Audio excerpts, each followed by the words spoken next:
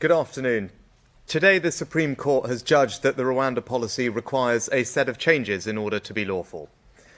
I do not agree with this decision, but I respect it and accept it.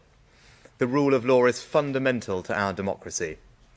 We have prepared for all outcomes of this case, and so we have been working on a new international treaty with Rwanda. This will provide a guarantee in law that those who are relocated from the UK to Rwanda will be protected against removal from Rwanda, and it will make clear that we will bring back anyone if ordered to do so by a court. We will finalise the treaty in light of today's judgment and ratify it without delay. But we need to end the merry-go-round. I said I was going to fundamentally change our country, and I meant it.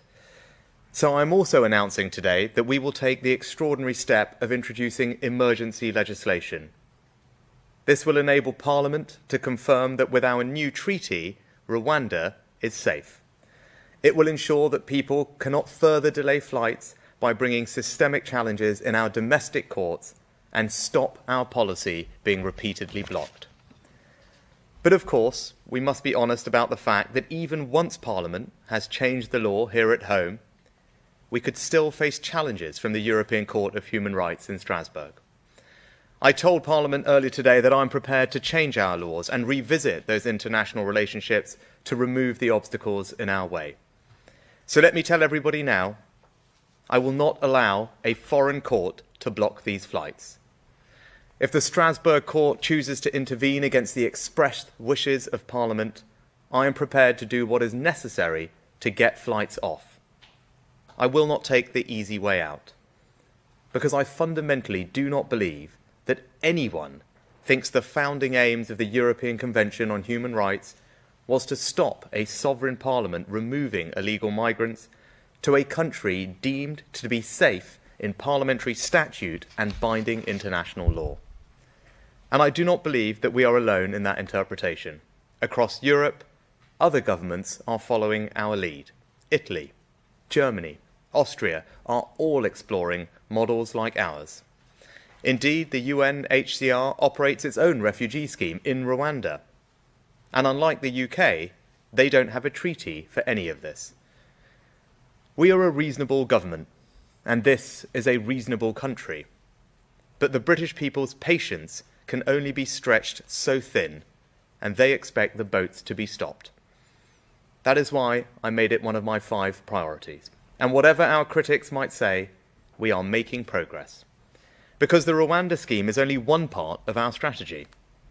Last December, the number entering the UK illegally in small boats had more than quadrupled in just 2 years. Since then, this year, they are down by a third, even as the numbers entering the rest of Europe have soared, with illegal crossings of the Mediterranean up by 80%.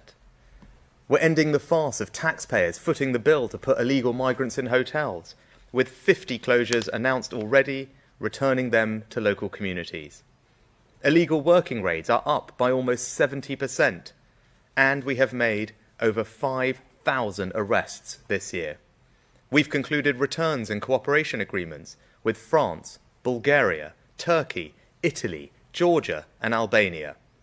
We've cut the legacy initial asylum backlog by almost 2/3, and in total, we've returned over 20,000 illegal migrants this year. The facts are clear. This government has done more and delivered more than any government in the last 5 years to tackle illegal migration. But to fully solve this problem, the Rwanda policy is a necessary deterrent.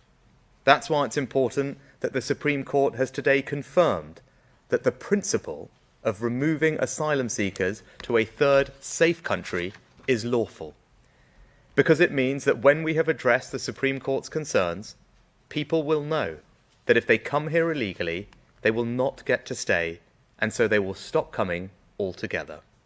That is how we will stop the boats. In recent years, many people have lost faith in politicians' ability to do the things they said they would do. They fear that politicians are more interested in grandstanding than delivering for the British people. I've been determined to change that, to deliver on the commitments that I make. I committed at the start of this year to halve inflation. Back then, inflation was 10.7%. But new figures released this morning by the Office of National Statistics show that inflation is now 4.6%. I'm not saying the job is done. Many people have struggled and continue to struggle. We must stay the course until inflation returns to target. But it shows that when I said we would halve inflation, I meant it. When I said I would stop the boats, I meant it. Today's judgment has not weakened my resolve, it has only hardened it, and we will deliver that too. Thank you.